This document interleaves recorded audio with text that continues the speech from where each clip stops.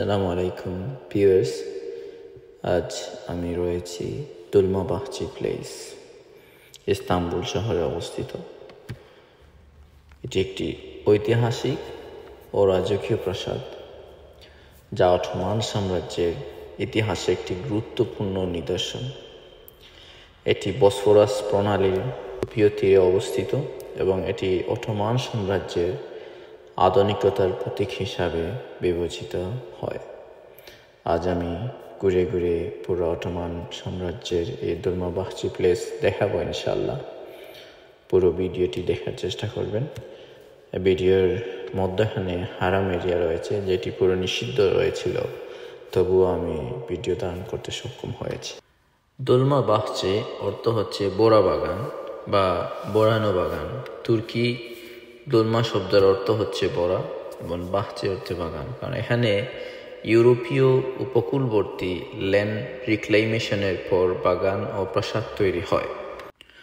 ভূমিকা হিসাবে এটি না শুধুই রাজপ্রাসাদ, বরং 19 শতকের সময়ে একটি আধুনিককরণের প্রতীক। পুরনো যুগের মধ্যযুগীয় প্রাসাদ থেকে সরে এসে এই নতুন ইউরোপীয় ধাঁচের প্রাসাদ নির্মাণ করা হয়। উসমানীয় খেলাফতের সর্বপ্রথম প্রাসাদ হচ্ছে তুপকাপি প্রাসাদ, অনেক পুরনো এবং মধ্যযুগীয় ধাঁচের ছিল। সুলতান আব্দুল মজিদ ইউরোপীয় রাজপ্রাসাদগুলির আদলে একটি আধুনিক বিলাসবহুল প্রাসাদ নির্মাণ করতে চেয়েছিলেন, এজন্যই তিনি এই দোলমাবাহচি প্লেসটি নির্মাণ করেছিলেন। এরপরে যতই সুলতান এসেছিলেন, সবাই এই প্লেস থেকে ওনাদের সাম্রাজ্য চালিয়েছেন। প্রায় 45,000 বর্গমিটার জুড়ে এই প্লেসটির অবস্থান। 285টি কক্ষ এবং 46টি হলঘর রয়েছে, 6টি হাম্মামখানা রয়েছে। পৃথিবীর অন্যতম বৃহত্তম বোহেমিয়ান ক্রিস্টালের জারবাতি এখানে আছে, যেটি দেখতে পাচ্ছেন আমার উপরে। ব্রিটিশ রানীর পক্ষ থেকে উপহার ছিল এটি।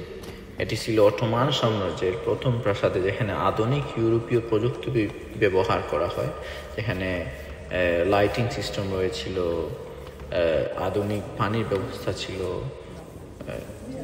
সব কিছুই ছিল।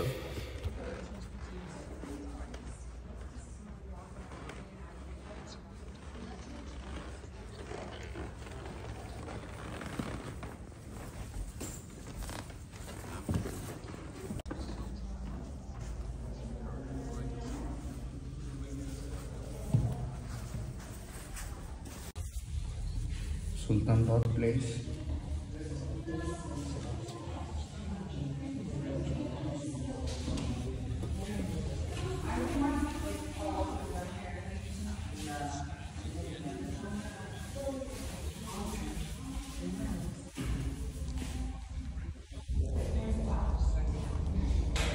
(1856) সাল থেকে শুরু করে 1924 সাল পর্যন্ত একাধিক অটোমান সুলতান এখানে বাস করেছেন। সুলতান আব্দুল হামিদ দ্বিতীয় ও অন্যান্য সুলতানরা এখানে প্রশাসনিক কার্যক্রম চালাতেন। 1924 সালে অটোমান সাম্রাজ্যের পতনের পর এটি তুরস্কের প্রজাতন্ত্রী সরকারের হাতে চলে যায়, যে নাম হচ্ছে মুস্তাফা কামাল আতাতুর্ক, আধুনিক তুরস্কের প্রতিষ্ঠাতা। জীবনের শেষ দিনগুলো এই প্রাসাদেই কাটান। তিনি 1938 সালের 10 নভেম্বর এখানেই মৃত্যুবরণ করেন। আজও তার মৃত্যুর স্মরণে সেই গড়ের গড়িটি থামিয়ে রাখা হয়েছে 9টা 5 মিনিটে।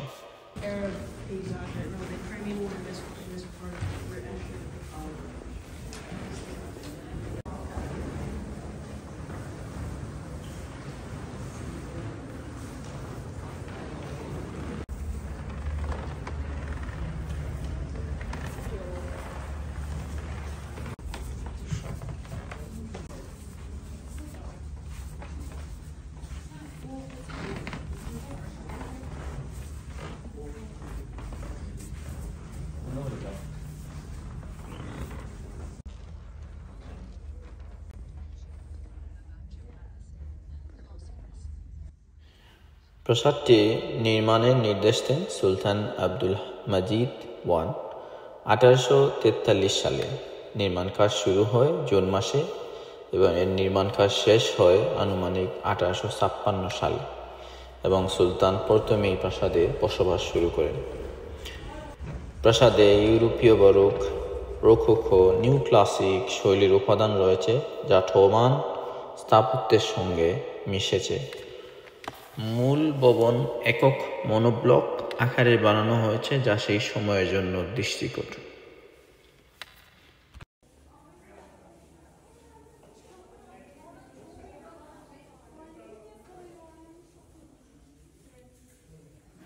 আপনারা দেখছেন মূল ভবনের যে ছোট্ট মিউজিয়াম রয়েছে, সেখানের ভিতরে আমি রয়েছি।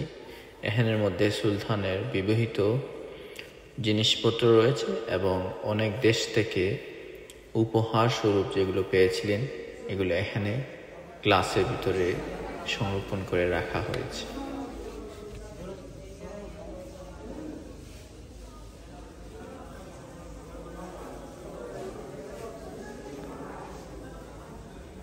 এই প্রাসাদে যারা থেকে রুল করেছেন তাদের মধ্যে অন্যতম হচ্ছে আব্দুল মজিদ, সুলতান আব্দুল আজিজ, সুলতান মুরাদ, সুলতান আব্দুল হামিদ খান, যিনি 28 বছর রুল করেছেন এবং মুসলমানদের জন্য এক নিদর্শন রেখে গেছেন যে আল হিজাজ রেলওয়ে প্রতিষ্ঠা করেছিলেন, কিন্তু আনফর্চুনেটলি ব্রিটিশ এম্পায়ার সেটি ডিস্ট্রয় করে ফেলে।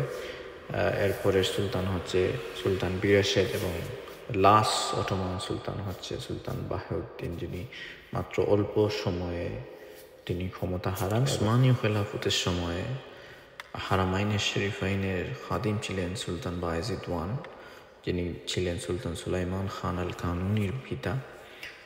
তখনকার থেকে তিনি হারামাইনের দেখাশোনা করেছিলেন।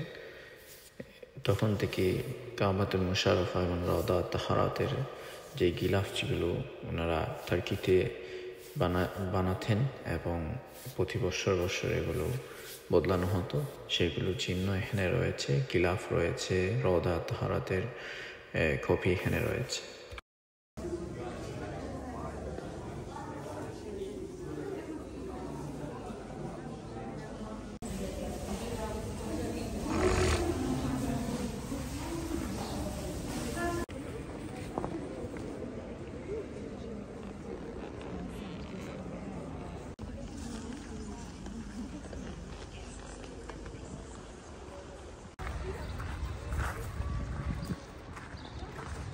We're on the two crystal pavilion.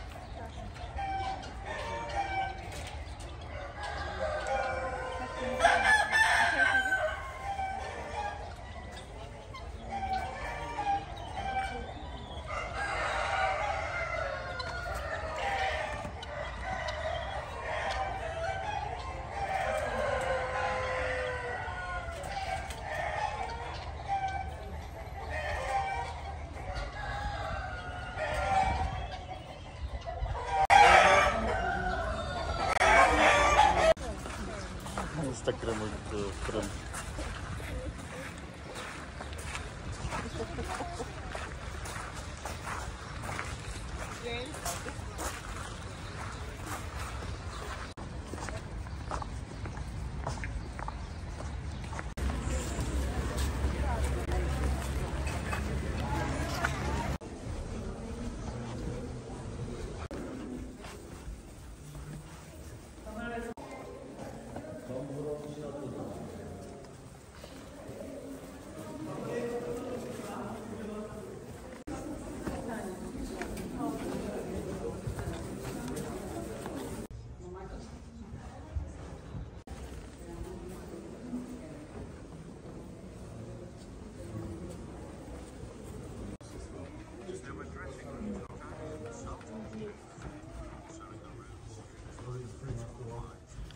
Viewers, আপনারা দেখলেন দোলমা বাহচি প্লেস। আল্লাহর কাছে শুকরিয়া আদায় করছি যে আল্লাহ তাবারক ওয়া তাআলা আমাকে আসার তৌফিক দিয়েছেন এবং আপনাদেরকেও দেখানোর সুযোগ করে দিয়েছেন। এই বিশাল বড় সাম্রাজ্যের এত বড় বিশাল প্যালেসটি দেখতে প্রায় আমার 3 থেকে 4 ঘন্টা সময় লেগেছে। আমি রেকমেন্ড করব যদি আপনারা কখনো ইস্তাম্বুল আসেন তাহলে প্লেসটি ভিজিট করবেন ইনশাআল্লাহ। জীবনে অনেক বড় অভিজ্ঞতা অর্জন করতে পেরেছি সালাতিনরা কীভাবে তাদের সাম্রাজ্য পরিচালনা করেছেন, এবং একটা বিষয় সবসময় মনে হয় যে এই পৃথিবীর সব কিছু কিন্তু আমরা একদিন ছেড়ে যেতে হবে। যতই সালাতিন হই না কেন এই পৃথিবীতে আমরা গরিব হই ধনী হই, কিন্তু সবাইকেই একই লক্ষ্য, আমাদের সবারই একই লক্ষ্য, কুল্লু নাফসিন যায়কাতুল মউত, সবাইকেই মৃত্যুবরণ করতে হবে, সব কিছুই ছেড়ে যেতে হবে। সালাতিনরা চলে গেছেন কিন্তু তাদের ইতিহাস, তাদের বিবিহিত জিনিসপত্র সব কিছুই রয়ে গেছে, কিন্তু তারা নেই আজ। ধন্যবাদ সবাইকে, ভালো থাকবেন।